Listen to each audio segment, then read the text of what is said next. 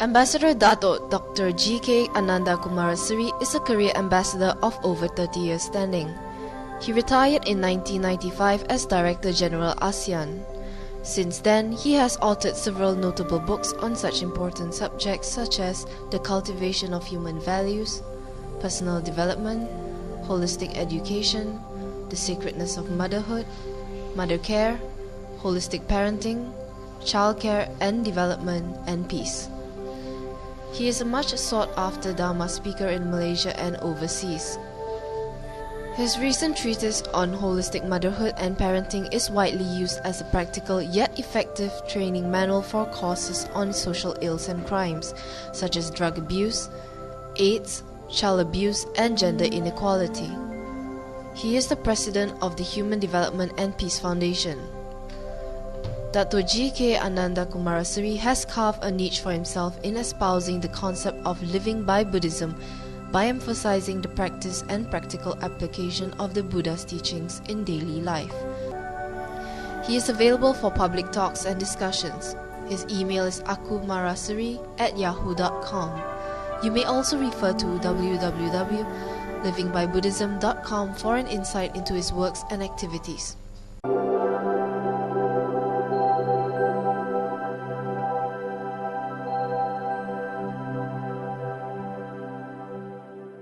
Talents we have. So our job, our responsibility to give opportunity. If we don't give opportunity, how are they going to blossom? How are they going to bloom and develop their skills and talents? So as leaders, as adults, this is our duty, this is our responsibility. At the organizational level, we must also have opportunity for these kind of things. The Buddha wanted you to do these things, not just pray, light candles or chants, but all these kind of activities to develop the human potential. That is what the Buddha wanted to do. Personal self-development. Because he himself developed himself. Nobody came and developed him. From his own effort, from his own experience, from his own energy, his thinking, he went searching, and he discovered everything himself. Like that, we must encourage and give the support. So while talking on support, a very big responsibility we have as adults and also as leaders of organization, we must provide all the opportunity for our children to learn English. Not because I have some special admiration for the English people, but because that is the reality of the world today. If our children want to progress and be competitive and to be able to go ahead, they must learn English. Now a little child cannot tell Papa, I want to learn English. Impossible. Impossible, Mrs. Boom will say impossible also. We as parents, we as adults, leaders, must provide the opportunity. The child is going to Mandarin school. No use teaching him Dhamma in Mandarin. He already knows Mandarin. Teach him the Dhamma in English. So when I say this, oh, we don't have books, oh, we don't have teachers, oh, we don't have this, oh, we don't have that. These are excuses. I said, okay, I will produce the books and we will train the teachers. Of course, it won't be perfect when you start, but slowly we can improve. If all of us put our resources, put our talents together, we can produce more books. Give me 5 years, give me 10 years, and if each one of you can do something, we will be able to solve this problem. Otherwise, we will just keep on giving excuses. So for example, no time, we produce this book, ABC, using the Buddha's method of teaching on top of that. This is very important. The Buddha was the greatest teacher, and he used some fantastic methods. Even the modern education system is not using it. And that is why education is not successful today. The education system is not successful. They are having all kinds of reviews and reviews and reviews. Because whether you are outstation or not, you still come. But today some say, I don't need them. Because they are taught not to go. This is nothing to do with your new religion. We must not allow this to happen. Now, there is a very old Chinese story. And this story was told many, many years ago during Confucian time.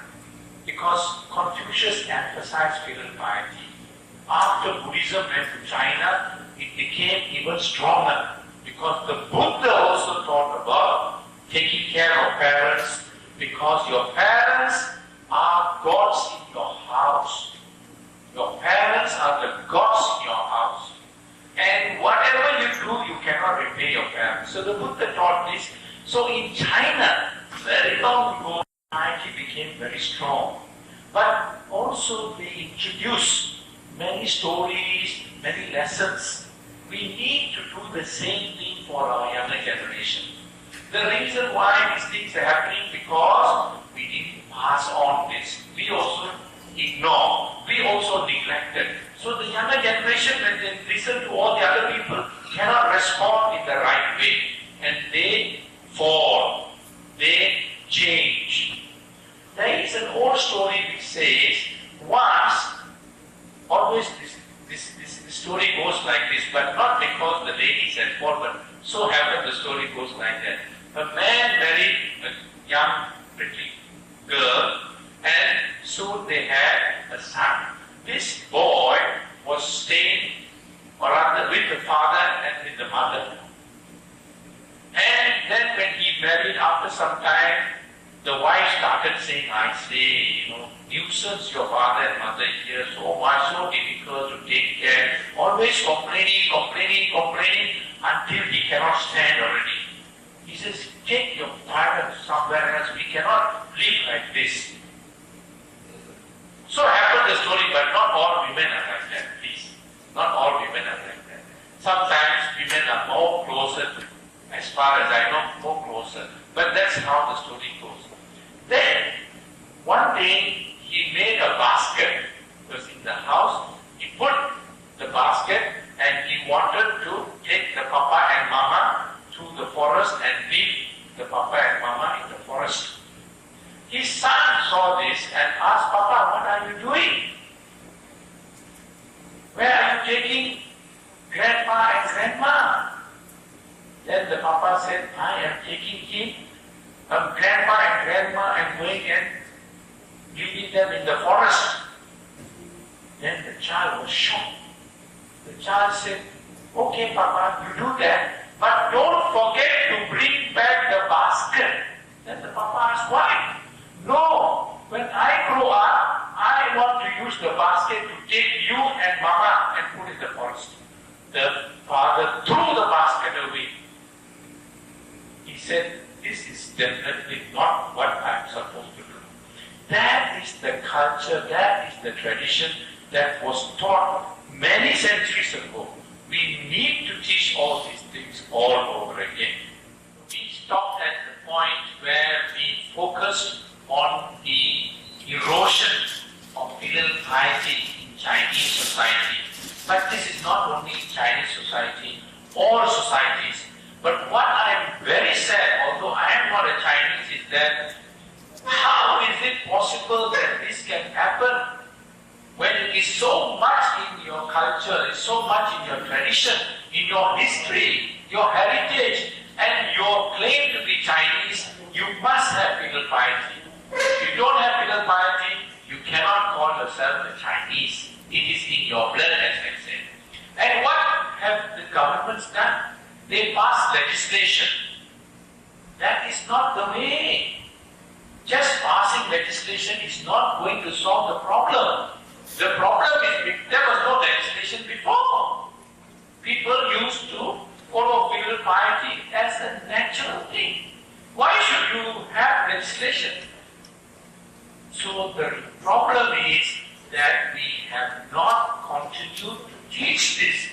we didn't pass this to the next generation, and therefore it is slowly losing, and over time it will disappear. We don't want that to happen. So what is we went through all of this, what was the Buddha's first lesson?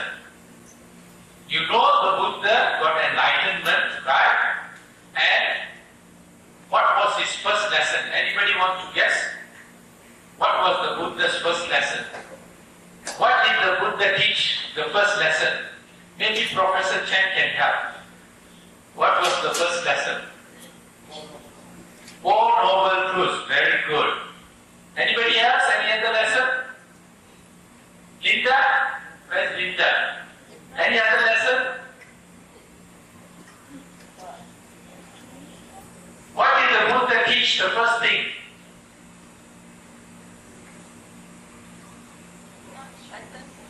Huh? No. Professor Chen is right. The first sermon is the Four Noble Truths. But I asked the first lesson. The first lesson is gratitude. What was the first lesson? What was the first thing the Buddha did after getting enlightenment? Pray, worship the Bodhi tree, and pay respect to the Bodhi tree for 1 week. The Buddha paid respect to the Bodhi tree. That is the lesson.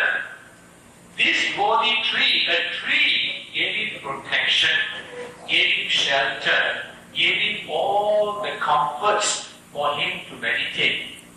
And out of gratitude, he respects the Bodhi tree. That's why we always respect the Bodhi tree. Now this is referred to as Kattano Kattavedi. Kattano Kattavedi. The Buddha's first lesson is Kattano Kattavedi. And in many of his sermons, he keeps on emphasizing the importance of gratitude. If we call ourselves human beings, we must develop this sense of gratitude. It is this teaching of gratitude that went to China and made Filial Piety even stronger. It was there, Confucian tradition was there in terms of ancestor worship and Filial Piety. But with the Buddha's teaching, it became very entrenched in Chinese society. And in many of his sutras, we can cite so many sutras. In the Mangala Sutta, he very clearly stated, Mata Pitu Upattana. Mata Pitu Upattana. The highest blessing that you can get is taking care of your father and mother. You are duty bound to take care of your father and mother. They are the ones that brought you to this world, and they sacrificed so much to bring you up. As we discussed in other programs, the mother risked her life. She risked her life to give birth to the child. Every time a mother gives birth, she runs the risk of death. A mother can die in childbirth. Before it was very common, very common. Today, of course, with modern science, modern medical research, doctors are able to cope with all the problems that can happen in childbirth. So the infant mortality is less. Even after childbirth, many mothers and babies die because of various complications. But the important thing to remember is giving birth to a child is not simple.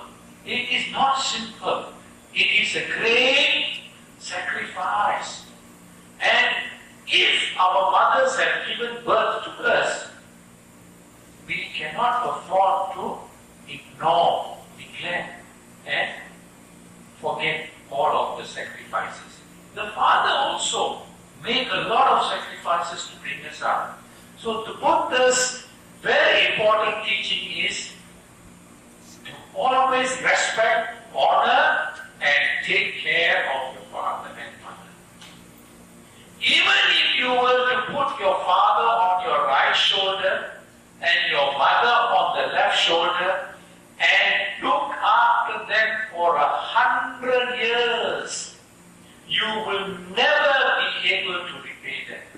That is how the Buddha emphasized, stressed the importance of gratitude to your parents.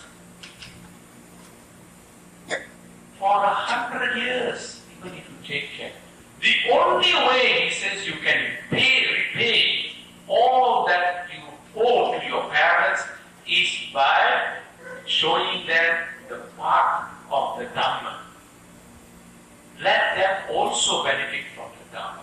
The greatest thing that you can do for your parents is also enable them to benefit from the Dhamma. Apart from that, you have to nurse them, you have to look after them, you have to feed them, you have to take care of them in their old age when they are not well. That is a duty. In another sutta, the Kalyanametta Sutta, the Buddha emphasized 4 important categories of people that you have to pay respect and honor. First, of course, all the Buddhas, including himself, which is natural, because the Buddha is the teacher and we all respect and honor the Buddha as the enlightened teacher.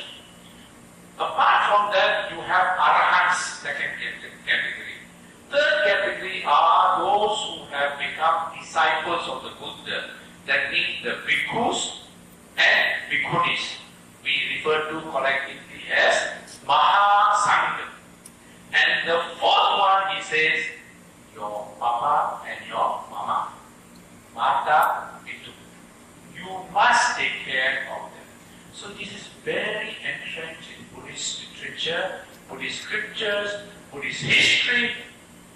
It's full of aspects of how the mother takes care of the baby and the child. How the mother is prepared to even sacrifice her own life for her child. And there is, just now I showed you the Angulimala story, how the mother went to the jungle, where there are wild animals deep in the jungle, to save her son, Angulimala, from being captured and killed by the king's soldiers. That is the way the mother feels for a child. And in many of the suttas, the Buddha refers to a mother's love as one who would sacrifice her life for the son or daughter. And in another very true, real story is how King Bimbisara was so loving and forgiving of his son Ajatasattu. Even when he was a small boy, he took care of him. It's a beautiful story. Hopefully I'll finish the story in a couple of months, where a father's love for the son is boundless, unremitting love for the son. So we have many incidents and aspects of gratitude in Buddhist history, Buddhist culture and Buddhist tradition. Aside from the teachings of the Buddha, even if we just think for a moment, just reflect for a moment, there are many reasons for us to be grateful. First is, we should be grateful that we are born human beings. You are very lucky to be born human beings. There are many other beings who are born in woeful states. There are beings who are born as animals. There are beings born in other realms, suffering. So much of suffering taking place. But you, as human beings, you have a great opportunity to have a good life. Because you are able to think, you are able to develop yourself. And it is a blessing, it is a great fortune to be born human. You must always remember that you are very fortunate to be born human. Not everybody is born human. But because you're born human, all the more reason why you should live like proper human beings and live a purposeful, meaningful life. That's one. Second point is that many of us are very fortunate compared to other human beings. Even among human beings, we are very fortunate, some of us. And we should be grateful for that. Sometimes you hear people complain, I don't have this. They have a car, they say, I want a Mercedes-Benz. They have a house, they say they want a bungalow. Can never be satisfied. The Buddha taught us to be contented. If you keep chasing like that, you want always something more than what you have, you will never be grateful and also you will never be satisfied. So be contented, be grateful for what you have. There are millions of people who are dying from starvation. There are millions of people even no shelter, no roof, living on the streets. If you go to India and many of the poor countries, there are many human beings like us, but they are in very great hardship. There are so many who can't even have meals, proper meals. So we must be grateful. I remember even as a child, I remember reading somewhere on a plaque, I complained because I had no shoes until I saw a man with no feet. You complain you don't have shoes, but there are people without feet. So always feel that you are not that unfortunate, but be fortunate. You are fortunate and be contented with it. Then the third point is a very important point. This is something that you must consider yourself as being very fortunate. It's a blessing that you have the opportunity to learn the Dhamma, to understand the Dhamma, and practice the Dhamma. Not everybody has this opportunity. Not everybody is able to benefit from this. You are very lucky. Treasure it, relish it, and do justice by following. Be grateful for all those people who provide the facilities for you to learn the Dhamma, to make it possible for you all to come together, to listen to Dhamma talks, to read Dhamma books, to listen to Professor Chang. All these people like Mr. Chang and Doctor and everybody else, they go a long way. They do a lot of things to make this possible. It is not simple. But we have to now feel grateful and acknowledge and give our support. That is the only way we can pay back. By supporting them, by doing whatever we can do, they also will find the courage, the strength, the energy, the confidence to do even more. So always feel that you are very fortunate to have these opportunities and be grateful for the organization, be grateful for those in the organization who have made this possible. So apart from your parents and apart from your teachers, these people are very important in terms of expressing your gratitude in real terms. Now, we can talk about gratitude and keep on talking and talking about gratitude. But what do we do?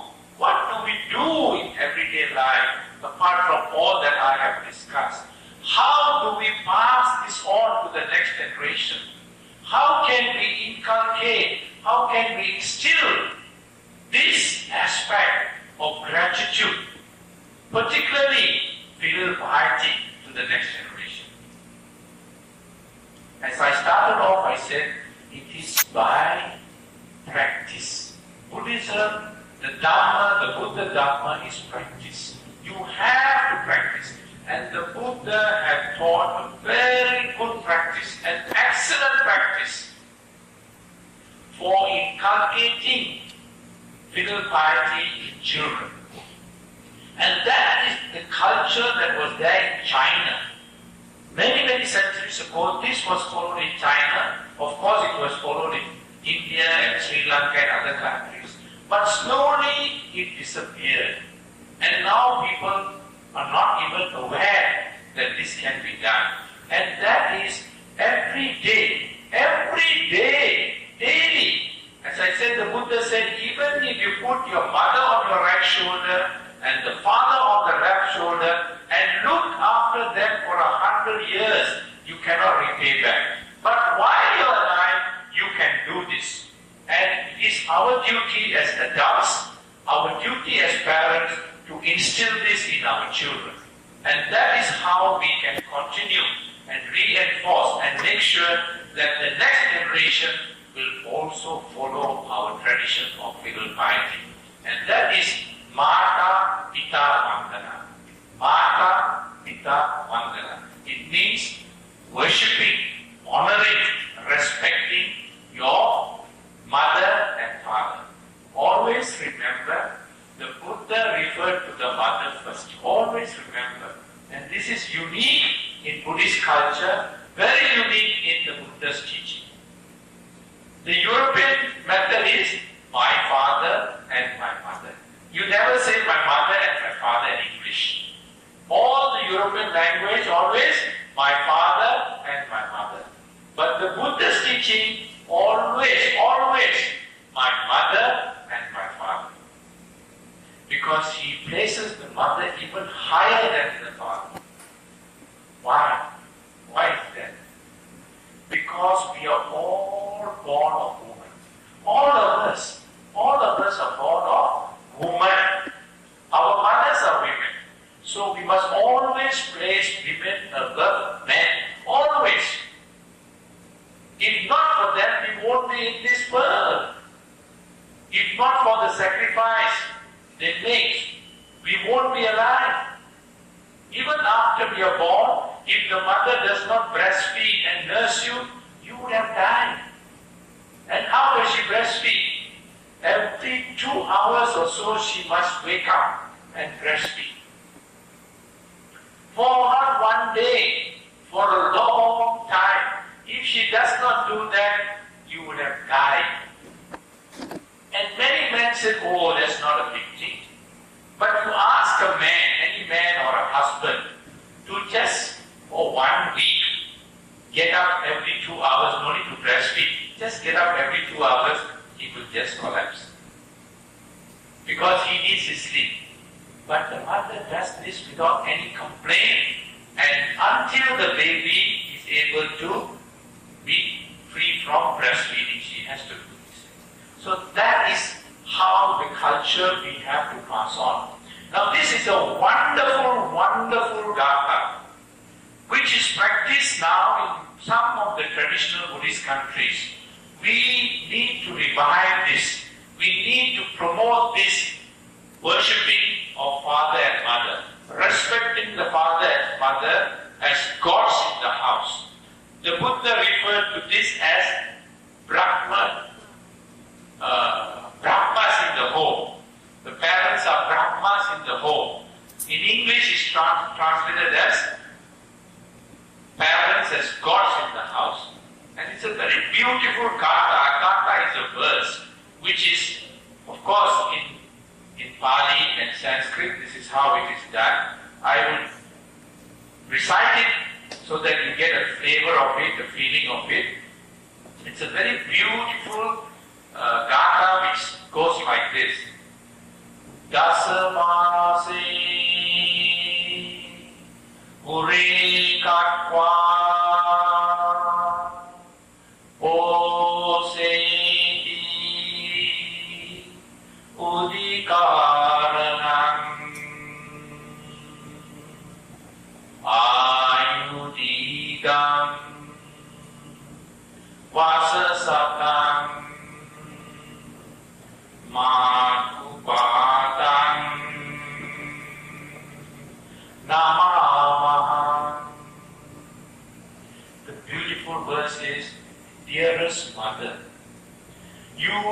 nurtured me in your womb for 10 lunar months. You sacrificed to give birth to me. You turn your blood to birth to nurse me. May you attain Nibbana. That is the daily worship practice. As children, you follow it, it becomes natural.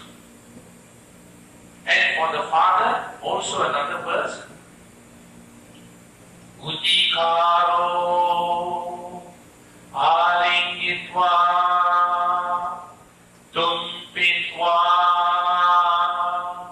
piyaputtakam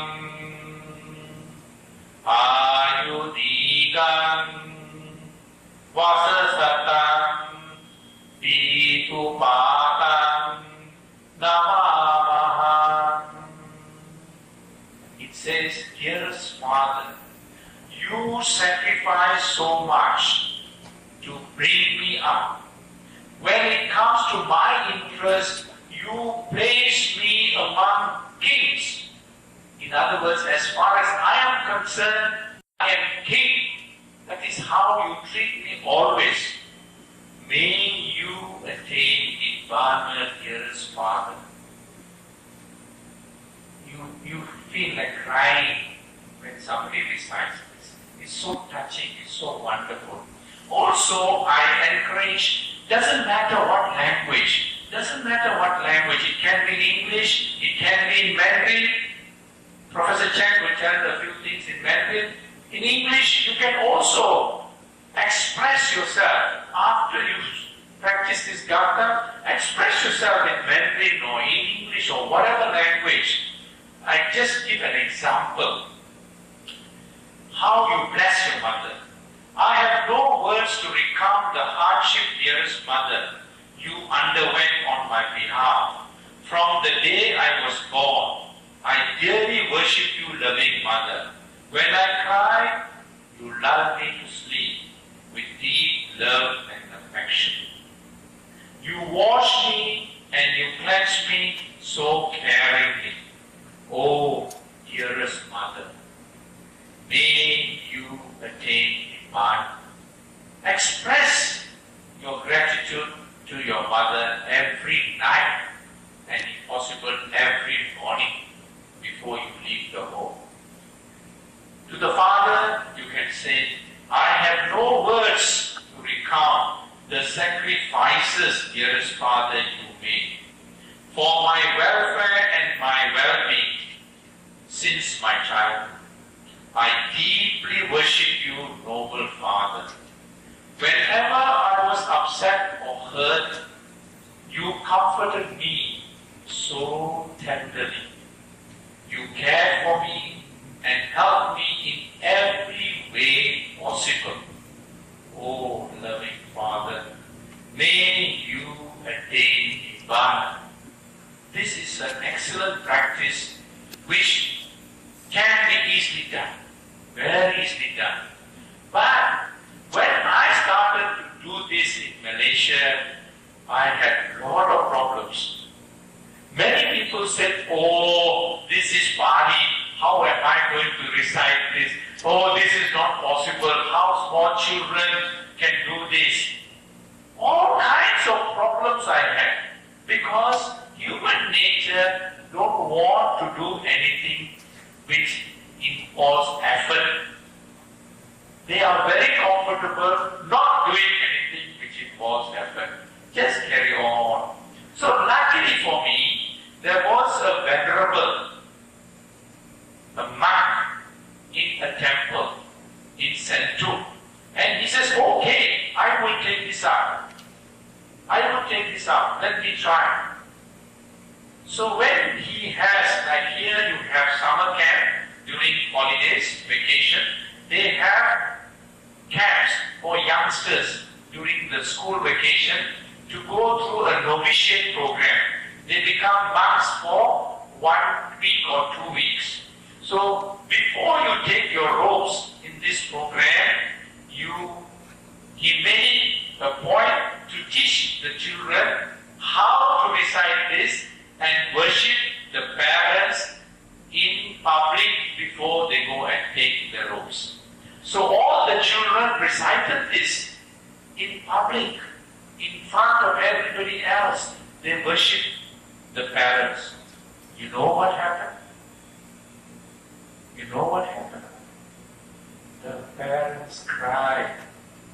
The parents cried tears of joy. They were moved. They never felt like that ever in their life. First time in their life, the children worshipped Him. They cried in public. So it can be done. We have to teach. If we don't teach, they will never know. If we don't teach, we will not be doing our duty. They have to be taught. And once they learn it, it becomes very natural, very easy, very simple. This is the small thing we have to do. And those who still don't believe it can be done, I want to prove to you that it can be done. Now, how many of you know Kesarasara song? How many of you know the song Kesarasara? Linda learned the song today. Anybody else know the song Kesarasara? Do you have it on the screen?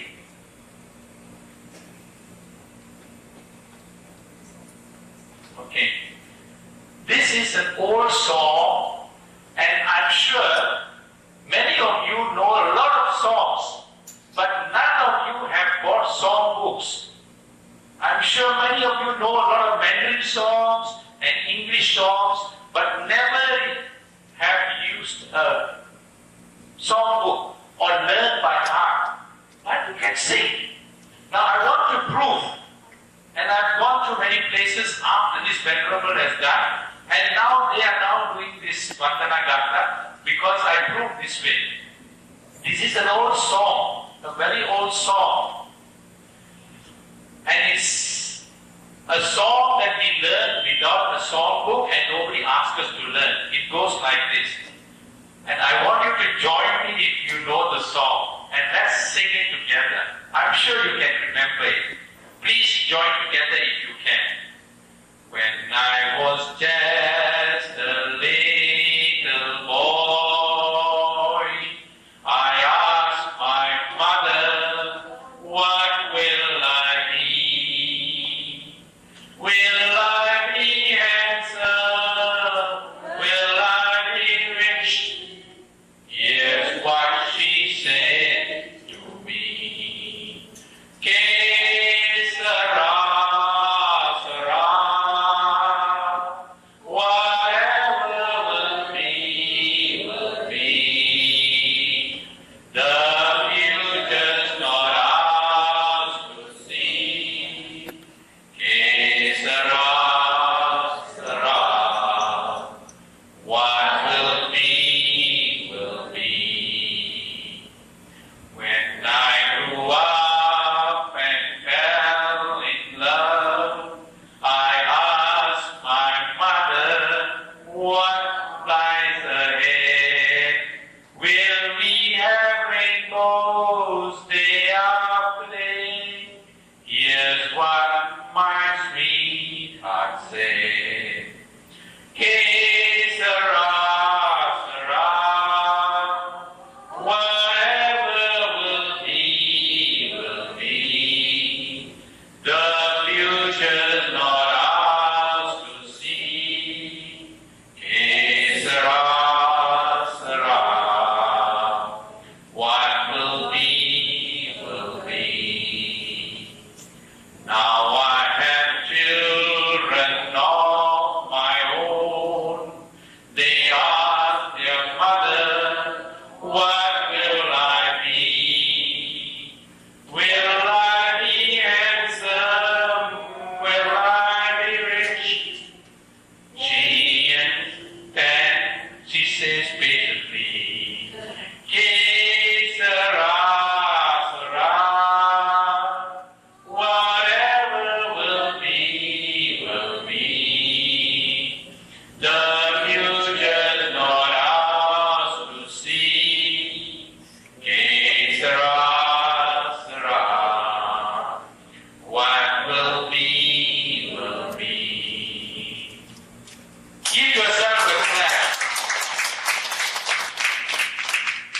no songbook. This is a very old song. You can remember this song. Nobody taught you this song. Why can't we learn the Gatha? Can we learn the Gatha? Can we learn this new Gatha? Mata Pitu Vandana? Can or cannot? Can. We must. If we love our children, if we love Filial Piety, we must pass it on. There is no need to regret, there is no need to be sorry and sad when they are grown up and they don't have any feelings, because we didn't pass it on. We didn't nurture it. We didn't cultivate it. So don't blame your children. Don't blame your daughter or your son. We blame ourselves.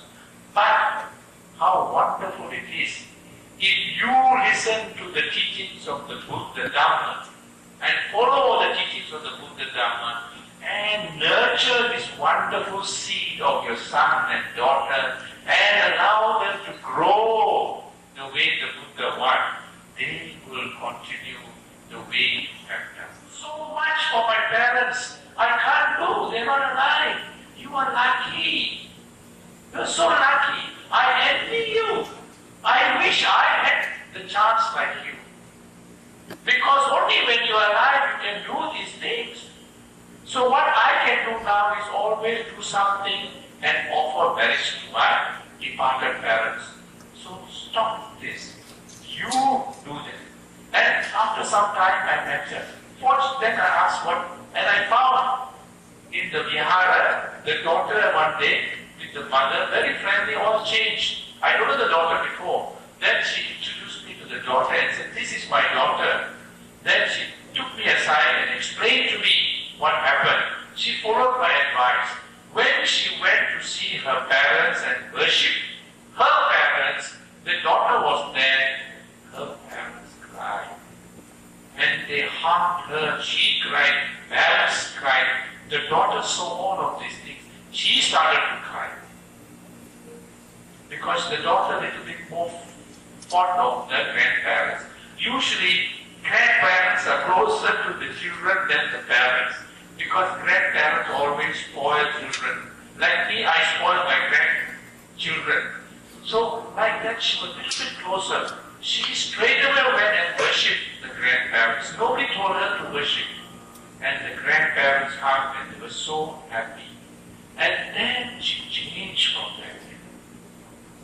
She changed completely. The lesson is, we cannot expect our children to do anything if we ourselves don't do it. And this is because the Buddha taught that the best teacher, the best method to teach is by example. That is the most excellent, most powerful, most perfect way of teaching. If you want to teach, you have to show by example. And he says very clearly, I say only what I do only what I say. Very clear.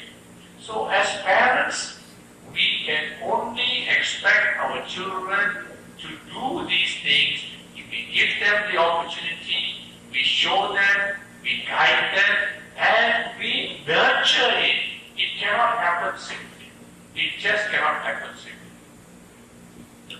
So, I hope that you will benefit from all of these insights and experiences that I have and adopt this very wonderful practice in your own family. My other vision is to have every month, doesn't matter what day, whatever is convenient, every month, first week, choose any day you like, Saturday, Sunday, whatever, have a Mata Pitu Vandana or Puja, not Vandana, Puja. You have so many functions, activities, have a Puja once a month to honor your parents. If they are alive, well and good. If they are not there, still you can transfer the merit. And then in this puja, we pay all our respects to our father and mother. While they are alive, all the flowers and all the praises after they are gone is not as effective as looking after them in your living years. That is much more meaningful to them. And little children will worship their parents in the community. All the Dharmaputris and Dharmaputras together, children will worship their parents. On that particular month, let's say it is July, first week, first Sunday, first Saturday, all children born in that month or the month previously will be blessed and will be given a Buddhist name. There are some wonderful Buddhist names. My name Ananda is not my name. When I was born, I was given the name Alfred because my father thought me like the Western British. Put an English name. And I'm sure you know that even today in business world, they think that an English name or an American name or whatever, a Western name is better because it's easy to put on your meishi or name card and people can remember. This is all false. It's not true. It's not true at all. They make you believe these things. For example, if your name is Karuna Dan or Karuna Tio or whatever it is, and you introduce yourself to somebody, my name is Karuna Tio. Then they say, what? Karuna? How you got this name Karuna? What is the meaning of Karuna? This is not a Chinese name. Are you a Chindian? That means Chinese and Indian mixed marriage. But they're already asking Karuna, Karuna, Karuna. You think they are going to forget the name? Never. They will remember that name Karuna more than Jane or John or Linda. It's a better name. And Karuna means compassion. There are many wonderful Buddhist names with meaning. Padma, flower, lotus flower, so many wonderful names. Also, the Buddhist names have got personalities. Ananda was the chief disciple, the principal attendant of the Buddha for the longest period. And he had a lot of memory and he could recite all the sutras the Buddha taught. Because he recited, they were able to record all these sutras. So, when you think of Ananda, such a great personality, you want to live up to that. You want to self-actualize. You want to emulate. You get inspired. And you do so many things to achieve that. And even if you achieve something, you say, what is this? It's nothing compared to what Ananda achieved. And you want to do more and more and more. So there are many, many wonderful reasons why we want to have this. So we can have this whole program on that day where there is the birthday of other children of that month earlier born. They can do a nice charitable act, go and help some child in an orphanage, see how fortunate they are compared to the orphan children or disadvantaged, handicapped children. At the puja, they must worship their mother and father. It's so wonderful. Not just have a birthday cake and sing and dance and forget about it. That is the Western way. That is the modern way. Because they want to sell the birthday cake, they want you to come to Kentucky Fried and have birthday party or McDonald's have birthday party. No. We have birthday party here. In this center, in this vihara. And all of you will come. Any new child born, all of you must welcome this child. Because this child belongs to us. Our children are going to grow up with this child. And we want these children to protect each other because they are Dharmaputris and Dharmaputras. And when they grow together, they will not go in the wrong direction. This is what the Buddha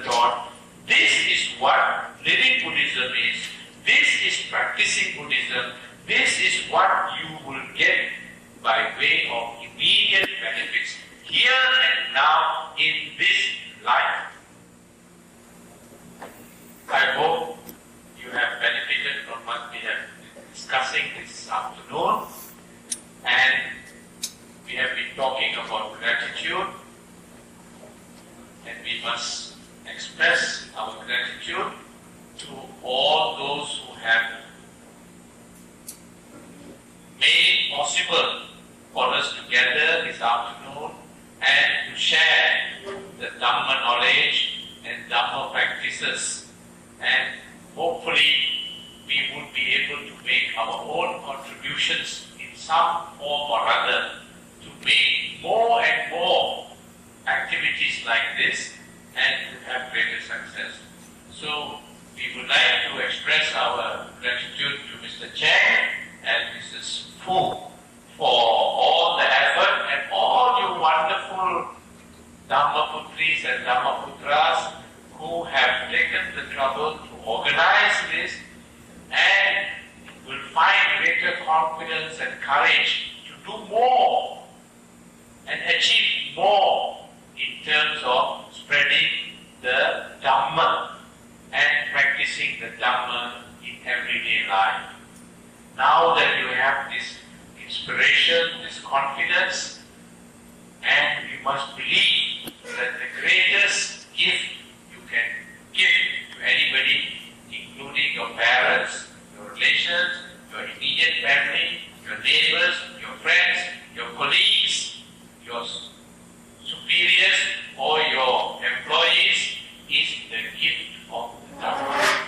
So next time when I come to Kaohsiung, I want to see all of these people gathered, and even when there is no major function like this, when you have the pujas, when you have the other activities from time to time, no need for Mr. Cheng to come all the way from Taipei, but on your own, you should be able to do more in terms of practicing and benefiting from the Dhamma.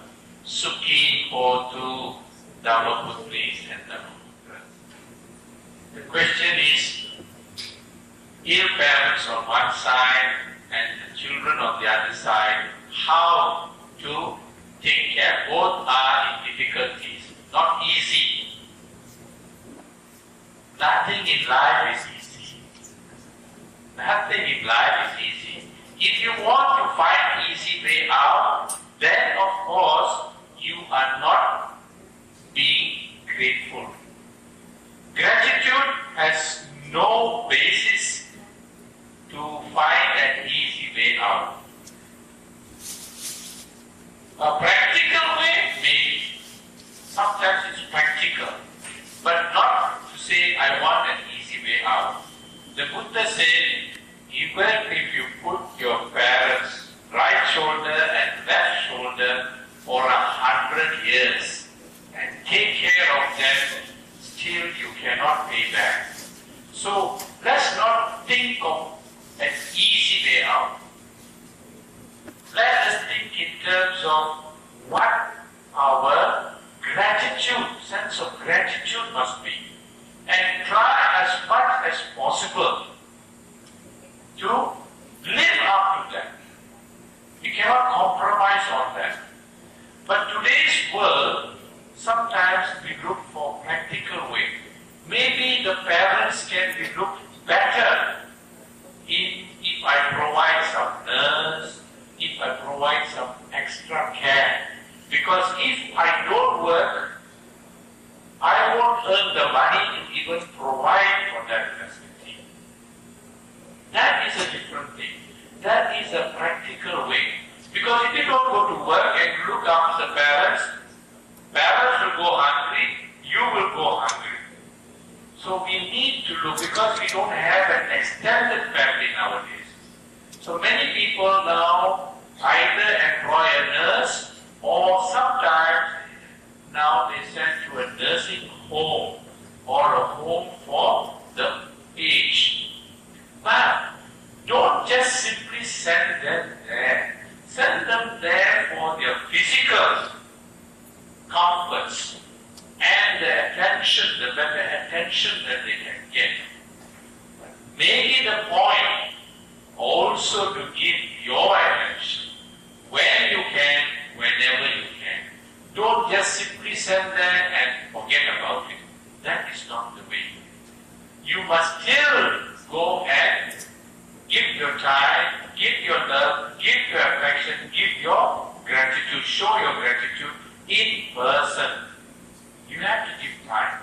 So that is what should be the way. And I understand that when you say that children are suffering, that they also have problems of their own.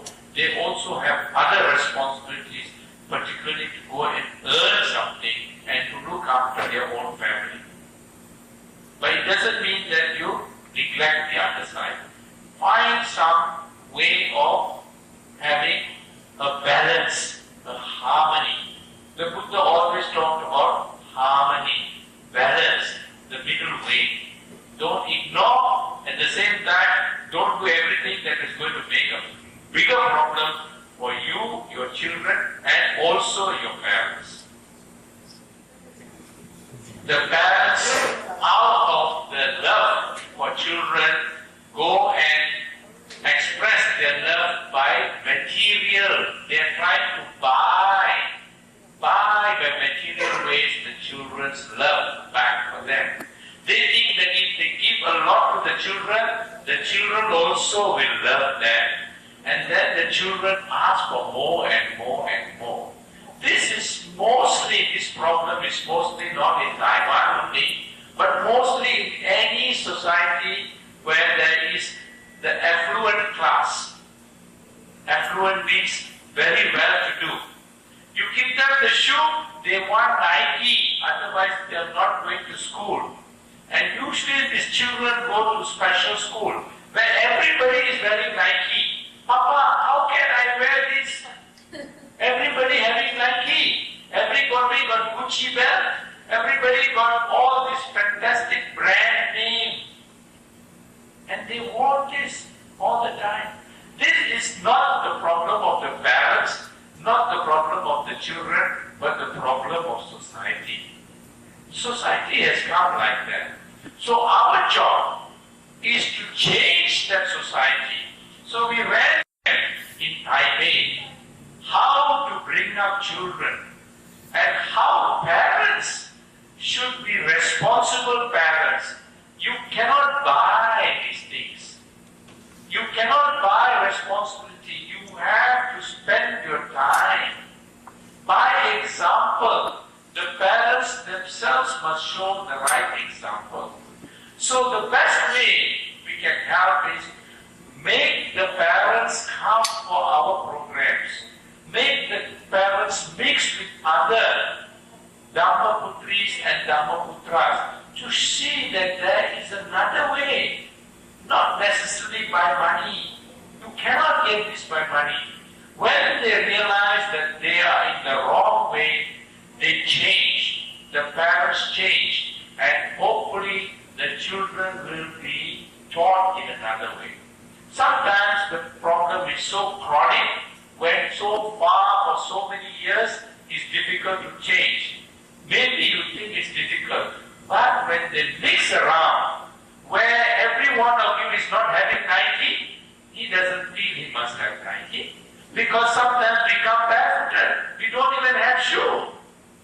Doesn't care what shoe you wear. I don't wear shoe and come inside the vihara or the temple. Then he says, hey, this is different. Then they always know what shoe you wear, what shirt you wear, how much in your purse, which restaurant you go, what all the material things they compare. That is the culture that has come up. Our traditional culture didn't have this. Our traditional culture was full of humility, full of compassion, not show off, full of face. We don't do things to embarrass ourselves.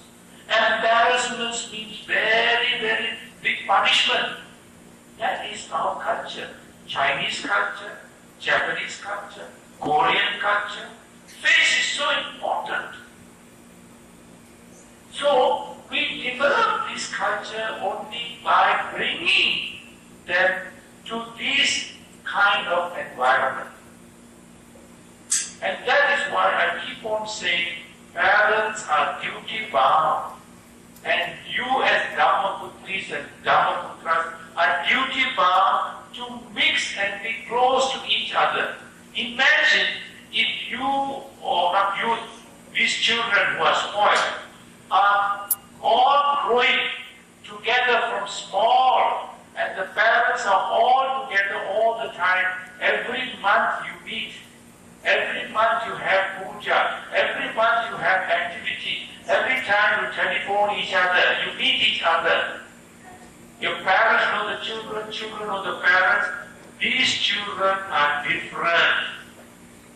Not the one that is following the Western style, not the ones who see the TV advertisements, but this they see the Buddha's advertisement, the Buddha's teaching, the Buddha Dhamma, and how to live and practice and benefit and develop yourself through the Buddha Dhamma. So that is the only answer, there is no other answer. If there is such families or family, please make an effort to come here, because this is not the kind of value we have. You can see it very clear. Very, very clear. We are all very simple, very easy, very friendly, very warm, very compassionate, very kind. Not because you are rich, not because you are some big tyco, because you are a human being and you are a Dhamma-putri or a Dhamma-putra. So we have the answer. The answer is to be involved and also to be closer to each other. And then the culture will be different. Our culture is completely different, and that is the alternative that can change. No other way. How to make Buddhism more lively? Was today lively or not lively? You sang a song, you met so many wonderful people. Not lively? You want more lively?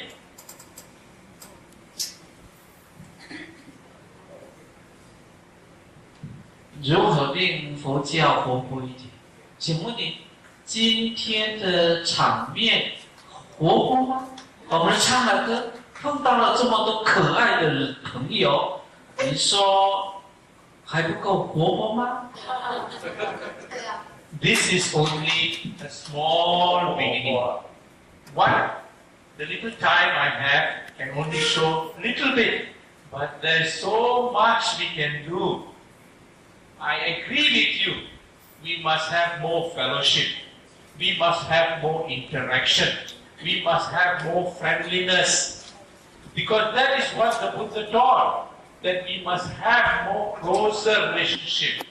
Today we cannot talk all these things and do all these things, but we are going to introduce one program very soon, hopefully. I told you, the program for worshipping and honoring mother and father.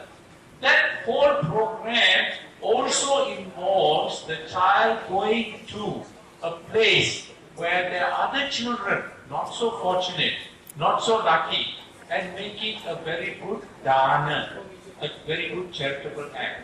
Then we want to have children to have camps, have games, have all kinds of activities. Put on a play. Have the life of Siddhartha as a play. Produce a play, stage show. There is Angulimala stage show. So many, many, many things. But Mr. Cheng, Professor Cheng, Mrs. Fu cannot do alone all these things. We want youngsters like you. I'm so happy that you have expressed this requirement, this desire, this want to bring more lively activity. In the Buddha's time, the Buddhist community was always smiling. Even the Buddha, when you look at his statue, is always smiling. Because happiness is there all the time. Always. We must have smiling Dhammaputras and Dhammaputris. But it can only happen if you all get together. There are many ways we can do it. I will help you in many, many programs we will introduce, but please support. Very important. If you don't support, it becomes only an idea. Even to start the puja, it was so difficult for me. But now people are following. So, as Confucius said, first step is difficult. But once you take the first step, the second, third, fourth, fifth is easier and easier and easier. Then we will realize what you want. And what many youngsters, many young boys and many young girls, many children want.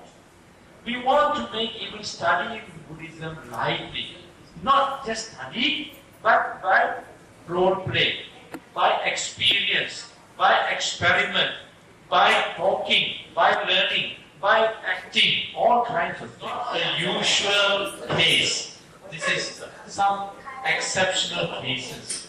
And some of these exceptional cases are even more complicated, more complex, even worse than this. I have been asked by, sometimes in tears they stand up and say, Dato, you asked to show filial piety. My father abused me. My father abused me as a child, and you tell me to express filial piety. How is it possible? I hate my father. He had done so many bad things to me, even worse than your case of divorce. Right? Now, there are two things that you have to bear in mind.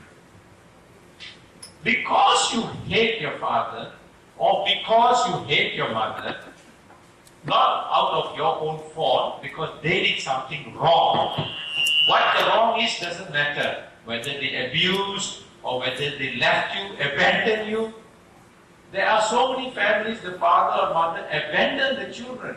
Can you expect them to show filial piety? You can't. That is the normal situation. Because you have grown up with so much of suffering and hatred and anger. That is the normal expectation. But as Buddhist children, you can develop an understanding that although you do not love your father as a normal child would, you can forgive him. There is no need and no purpose and no benefit by being angry against your father or for that matter anybody. You carry anger in yourself, it is going to hurt you. If you follow the Buddhist Dharma, it will hurt you. All you got to do is just forgive. I forgive him. This is some karmic cause or rightening of some unwholesome karma I happen to be facing. And let me get on with my life. But don't have to worry too much about it. It is natural to have this situation. But the important thing is, this is not a normal situation. Divorce is taking place very many families all across the world. There are so many single parents. And there are some single parents who do not bother about the children. And they leave it in, as you said, grandparents. What do you expect? It's not that the grandparents taught the child in the wrong way, not to like the parents. It is a natural thing. The child can easily feel that. But sometimes you get some exceptional children who can even come out of that. They feel whatever right or wrong, this is my father, this is my mother. They go and search, some of the children go and search for their biological father and biological mother. They search because they feel empty. And over the years, maybe the parents will feel sorry, feel regretful, feel remorse, and then they also will accept the mistake. That is a good ending. There are many cases that end like that. But some cases there is no reconciliation. It doesn't happen again in a positive way. No way. Like a roadblock cannot go through. So you live with that realization that what to do, I can't do anything about it. But if you can forgive, that is a wonderful thing. Because the Buddha even forgave serial killers. There's no need to hold grudge because that is part of karmic ripening. So what can you do? But if you keep on harboring, you're not going to improve the situation, but it makes life worse for you. That is all that is to understand and to respond in that way. Okay?